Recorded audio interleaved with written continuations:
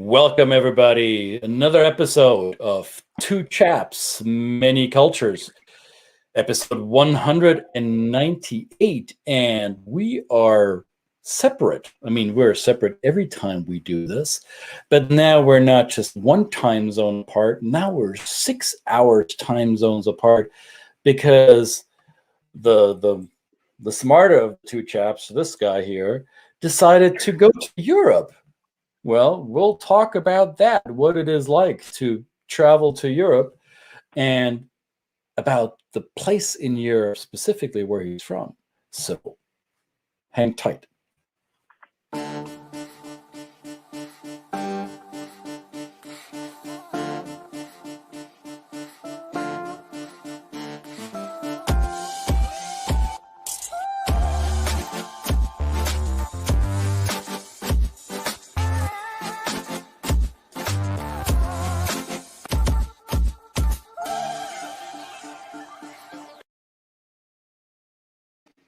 Welcome, everybody, to Chaps, Many Cultures. What show is this, Brett? The show? What the number one show on the internet of the business of culture and the culture of business, where too much culture is barely enough. How are you today, mate? Barely enough. And your internet is barely enough to join us today, which is awesome because we have you join us from... Where in the world are you joining us from? That's not just a question for Brett. That's a question for all of you. You see it scrolling there on the bottom of the screen. So we know you're in Poland, and we said you're going to be in southern Poland. But what does that actually mean? Where are you? Okay. I am in what is known as Małopolska. This is well, there's two kinds of Małopolska. There's the official governing zone of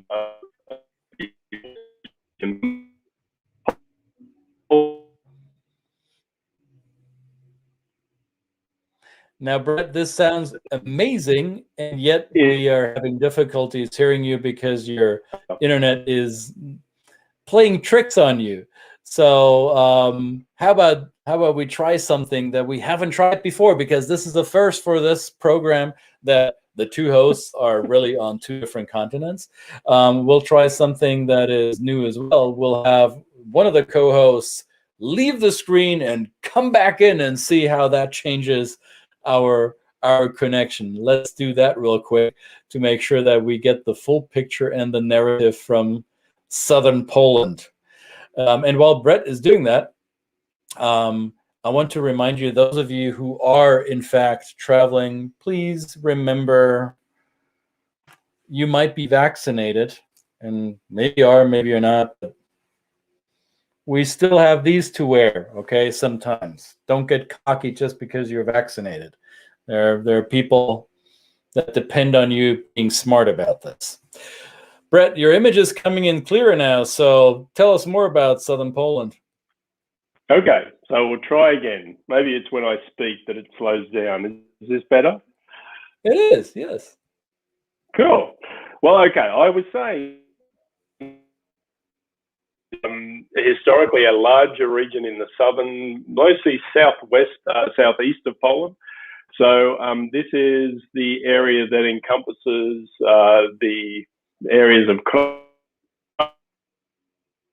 border of Slovakia, some of the border of Germany, and also the Ukraine. And historically,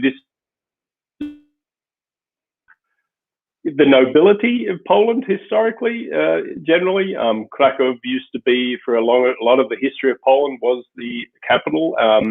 And of course, it was often protected from some of the conflicts that took place in other parts of the country. But then was impacted by, of course, many during its history as well. And of course, most recently in the Second World War, at the start of the Second World War, where it actually took the brunt of the initial attacks of the Nazis. But very wonderful place. This is just a beautiful place in the world. Very peaceful. I'm actually in our home here. It's a wonderful 22 degrees, beautiful countryside. with Brett, wonderful little villages. you might be in Europe, you might be back on metrics, but our friends in North America don't know what 22 degrees means. What is that in Fahrenheit? Well, okay, I don't know. What is that? It's about probably. Hey, turn your phones on and do the math. It's not that hard. The rest of the world gets it. So 22, it's probably the upper 80s, I guess, right? Yeah, but when very you say, nice. Yeah. When you say southern Poland, so if those of you who don't know where that is on the map, the device you're watching this on has a map function. After we're done, you can map it, Googleize it, whatever it is you do. But to add a little bit more texture to the location and the specificity of that location, you're bordering Slovakia, you're bordering the Ukraine, right? And you're not too far away from the German border. So traditionally, and Hungary is also only a hopscotch away. So traditionally, that part of Central Eastern Europe has it not been an area where cultural paths have been crossing? Isn't that an area that is affluent to many different European cultures? Would that be fair to say? Yeah, absolutely. So the area that I'm in now, the Russian Empire and the Austro-Hungarian Empire historically, and they kind of moved their influence within this kind of region of Poland over the last century. So you've got those influences, and then of course we're not very far from the Carpathian Mountains, which is shared between Slovakia and Poland, is that wonderful kind of culture of the Góralski, the Highlander culture, which exists there, which is known for its wonderful, very, very ornate dress, very unique, also unique dialect, also a way of playing music, which is also wonderful to witness. So there's just so many parts of this area that kind of have had influence on it, but also influence outside of it, because it is central. It is really Central Europe. So this region has been very strategically important for a lot of the surrounding empires, as they have kind of fought for control of the central part of Europe, and hence the crossways of trade and things like that. So it's been rather an area that's kind of suffered because of that, from a lot of conflict and and influence. But to the Polish people here, of course, you know, and I engage with them a lot. The Polish spirit is very strong and proud because of its ability to have fought off those influences over the last 1,000 years, and now standing pretty autonomous, even though it's still part of the European Union. Yeah. So when you said ornate dress and music tradition, is that what you put in our slide that announced this episode? Yeah. Are these the costumes or the traditional garb that you were referencing earlier? Yeah, you'll see the traditional hats and the dress of the women. They're very ornate. Some of these outfits run thousands and thousands of dollars. They are hand stitched with all the wonderful beadwork and lace work that goes into them, and they really do hold a special place for the people, the Highlander people.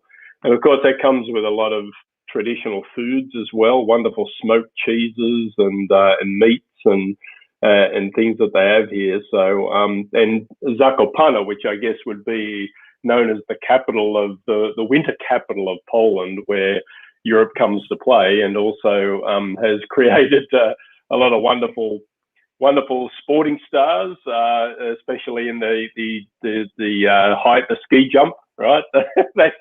Those crazy people.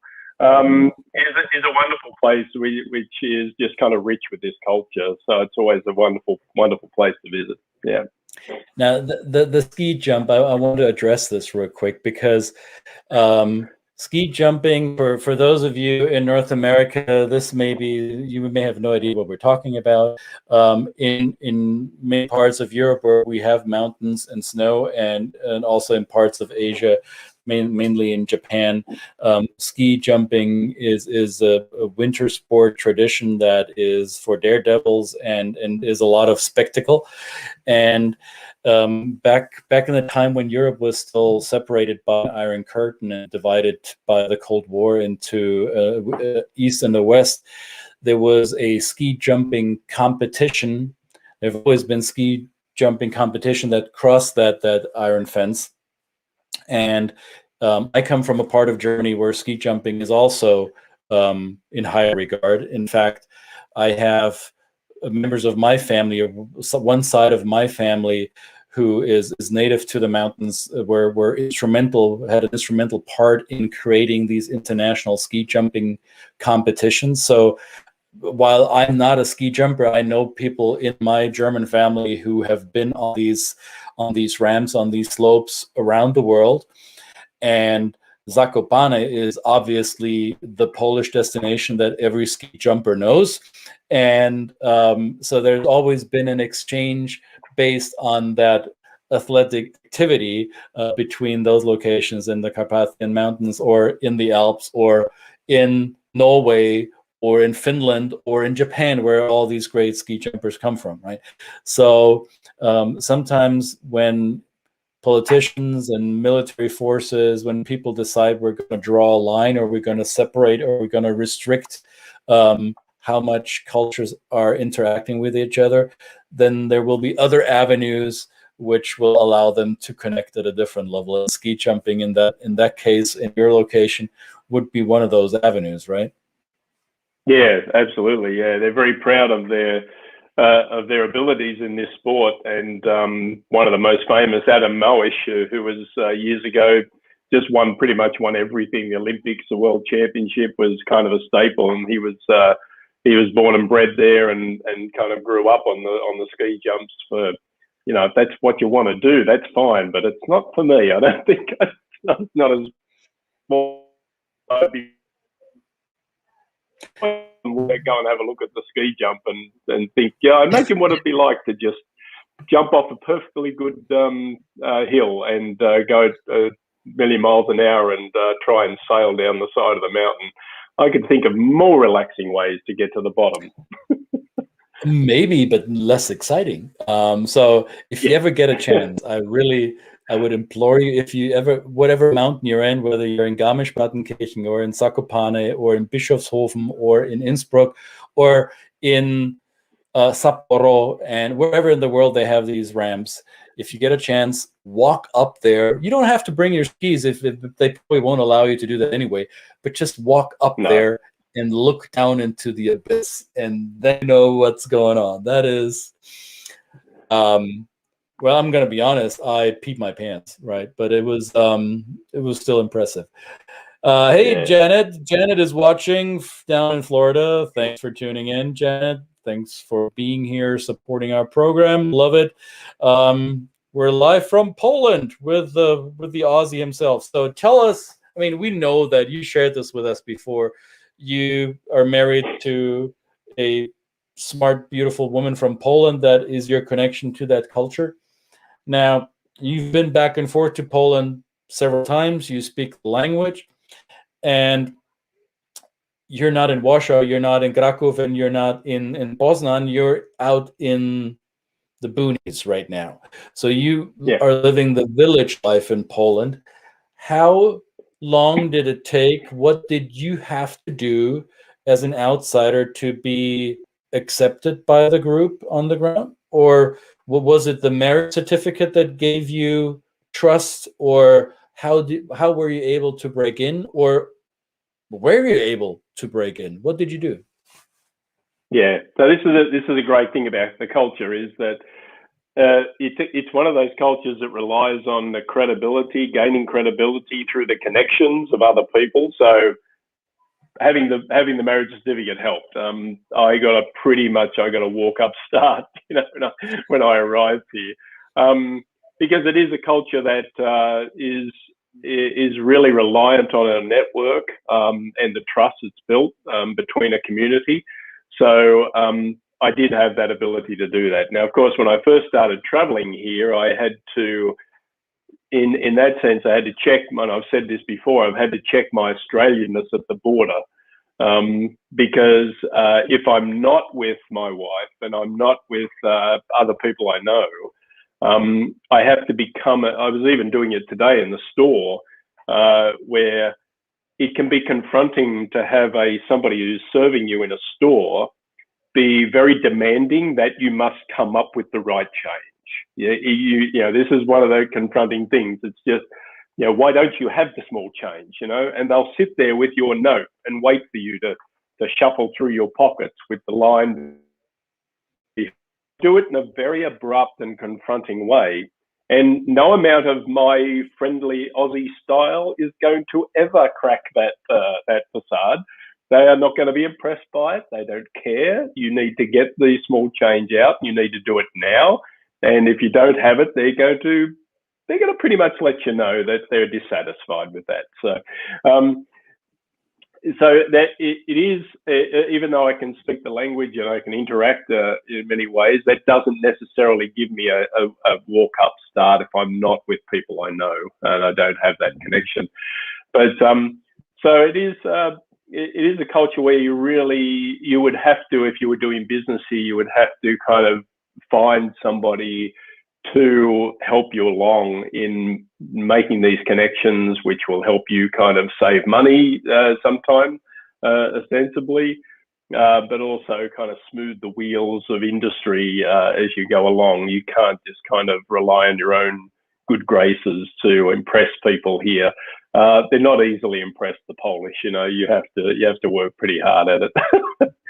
Well, did you ever get that level of grace period? Because in the village that you're presently in, you're known as Marta's husband and you're part of that extended family, and they've seen your face before. So does it take a couple of days till they realize, oh, that's our Aussie extended friend here, we cut him some slack, or is that not a thing?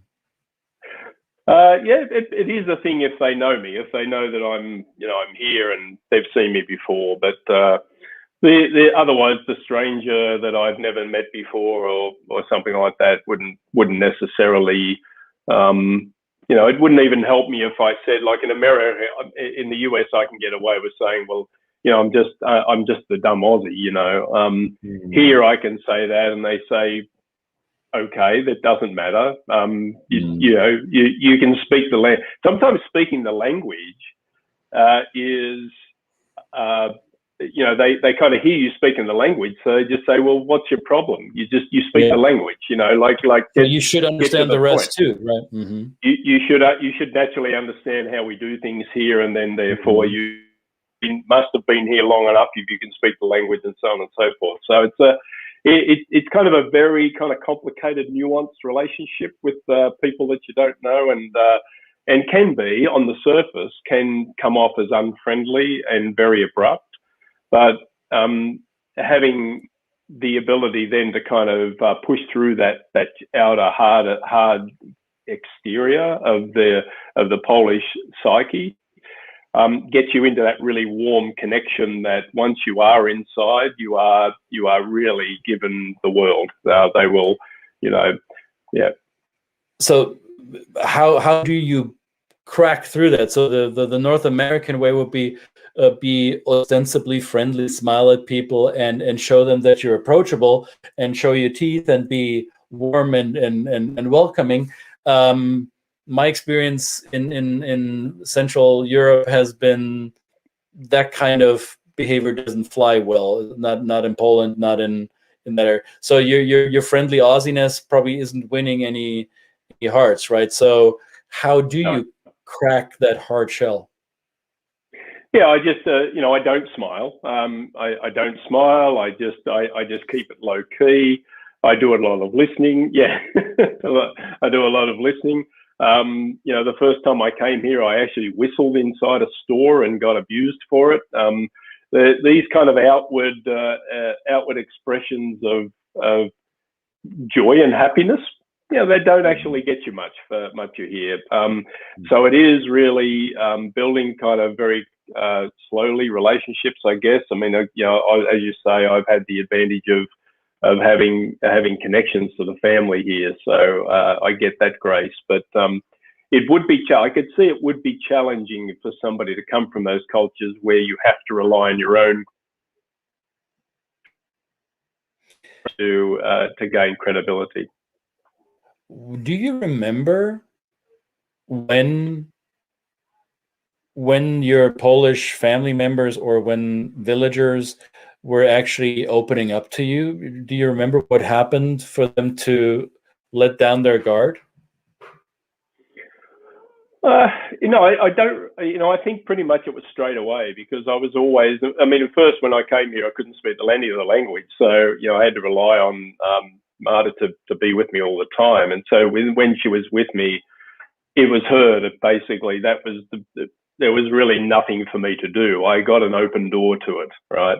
Right. Now I'm much more adventurous, and I just say, well, I could exist here pretty much on my own. I am, Marta's not traveling with me at the moment, so I'm basically here on my own. So I do have that. I have to kind of check that and say, okay, now I don't have somebody I can have as a go-between.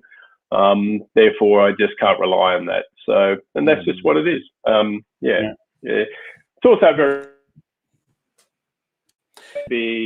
you have to be cognizant of the hierarchy in the social settings, even in the small villages, right? The small villages have their hierarchy. It's implicit, it's not explicit, and you have to kind of know who's who in the hierarchy, even in the smallest villages. So, and that comes out in conversations. Comes out clearly in conversations where people will talk about who is the power base of a local village and who needs to be deferred to, and so on and so forth. Janet has a comment here. In the Poconos in Pennsylvania, there's a large Polish community where Janet has a tiny home. She loves visiting the Polish food deli when she's there. So she also asks, what is your favorite Polish dish? So now let it all out, Brett. What do we need? What's the authentic Polishness that goes on the plate so that it qualifies as a Polish meal? 𝙤𝙬𝙤 𝘾𝙪𝙡𝙪, which is basically potato pancakes, and it is like crack on a plate, and especially when it's when it's topped with a good goulash, a good hearty goulash with some sour cream. It's just a delight. I mean, I don't know what else to say. Say it again. What are the potato pancakes called? 𝙤𝙬𝙤 𝘾𝙪𝙡𝙪. So 𝘾𝙪𝙡 is the potato. 𝙤𝙬 is the pancake. So it's basically potato pancakes. Yeah. So. All right. But Janet also has a concern that she thought that the quote unquote lard that was served with the bread was maybe not quite what she was expected. So she's putting the lard in quotation mark. Do you know what that means? Yeah, this is when I first came to Poland, they were serving this even in the good restaurants. They put it there, and it basically is the dripping, the off dripping of the cooking process, of the meat cooking process. And I remember my grandparents growing up and telling me that when they were poor in the Depression, they were forced to eat bread and dripping. So basically, this is what this is. This is bread and dripping, and again, with a little bit of salt and spread thinly on a nice piece of bread, it is absolutely delightful. Probably not the best thing for your heart, but it is. But it is basically just fat. It is just a fat in a tray, and you dig it out and you spread it like butter. So, or as Brett said earlier, it's like crack on a plate. Now, I think this is a commonality that we can observe in food cultures around the world, wherever we find regions that experience extended periods of hardship or disaster, where there is a level of food scarcity or a restricted access to a well-balanced nutrition, that the culture develops something delicious out of something that would otherwise be seen as mediocre or inferior. So we make something great out of something that isn't really that exciting to other cultures, right? Something that comes to mind is in Southeast Asian cuisine, you find a lot of stews and soups that use tripe and tendon. It's not the high quality meats. It's stuff that in North American palates wouldn't be non-existing. The drippings that you describe is kind of related or similar to what I know from the Alpine villagers' cuisine, that they render the lard, they render the pork fat, and make that a spread that is seasoned with salt, pepper, garlic, spices, whatever. So there's always been this ingenuity of people who have very little to make something delightful, delicious, not maybe not so healthy, but something that's really tasty out of stuff that you might otherwise not think of as great food. Yeah, and it's actually something I notice in the food here is that there is a lot of, you can see that coming through even in the food that they serve in delis. Obviously meats are like that. They're usually a conglomeration of many different parts of the animal, but even salads here are, you can get salads that have a lot of cream base in them.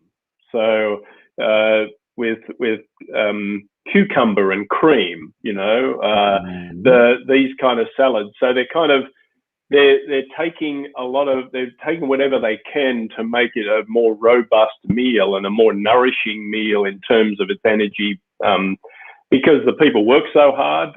And of course, we might say that it's not particularly healthy, but of course there's you know, I mean, historically not a lot of obesity in a country like this, because a lot of people were working on the farms in the area that I'm in. Most of the people here are rural workers, and you know, it's just very hard to put on weight, even though you're absorbing a lot of this kind of fatty and calorific, is that the word? Food. So, I know what you're talking about. So since we're talking about rural workers and heavy, high calorie foods, I need to ask this before I let you go. I know you got an appointment at the top of the hour, and I need to let you go. But what about the drinking? Is that part of the trust building process? It is, yeah, and it's a difficult place for somebody who comes, and especially if you're not a heavy drinker. In a business sense, it can be a challenge here. It's obviously one of those traditions in the Polish, and of course, you know, a lot of the local countries around here, that's a part of the culture. So it does help if you can partake. It does help open those doors, because that's where you really see Polish people let their hair down and open themselves up and be welcoming. So it is, but it's also a problem. It's also a social problem, right? So the consumption of vodka for a lot of, especially the kind of people on the lower socioeconomic ladders in the society here, do turn to, because vodka, for example, is very cheap. So it's they have easy access to it. A lot of people make their own versions of it. So it can be a problem in this country and other countries like it for some of the. But I mean, as kind of wealth kind of comes in, we're hoping that that some of that can be alleviated, and there's more awareness around the problems that come with it. But so there's kind of like a positive side of it, where it's a good way to make connection, but there's also a negative side of it, which is just like every, you know, a lot of different parts of society, but it is culture, yeah. And since you said that's when they let their hair down, it looks, from looking at you, it looks like you let all of your hair down too. Does that mean you partook with your Polish friends and family members, and that helped crack the facade a little bit? Yeah, absolutely. Yeah, I mean, I'm Australian. That comes with the stereotype. I've managed to keep up with them on many occasions. But it is, so it's just part of the culture, and that does help. It does help to be able to you know, be the one that can pour the drinks and also partake of the drinks. So yeah, that's a good part of it. Yeah. Well, nostalgia to that. By the way, this is empty, so don't get any ideas. It's still morning hours here, right? So, Brett, thank you for giving us a first impression of your time in Poland. You'll be there for a while. We might actually do another episode or two from while you're still there. I'm hoping that you'll find a good Wi-Fi connection somewhere in a public space where we can see some of the fancy Central European ancient architecture to wet the mouths of the North Americans who have who are in travel Turkey. But you're ahead of us a little bit. So there's a little bit of jealousy and also gratefulness for you that you get to enjoy your family over there. No worries at all, mate. Yep, I'll be traveling next week to Warsaw, so maybe we can connect from there. And also, my favorite city here, of course, is Krakow, and we'll touch on some of the differences between those two cities. And that'll be there's a lot of differences. But anyway, another day. We'll another episode. Excellent. Yeah. Thank you, Brett. Two Chaps Mini Cultures on this beautiful Thursday, coming live from Atlanta, Georgia, and a village that will remain unnamed because we want to protect these people's identity and protect Brett from any repercussions from what he just said about the villagers and in Poland. So thanks for tuning in. We'll see you again next time. Ciao for now. See you guys. Bye.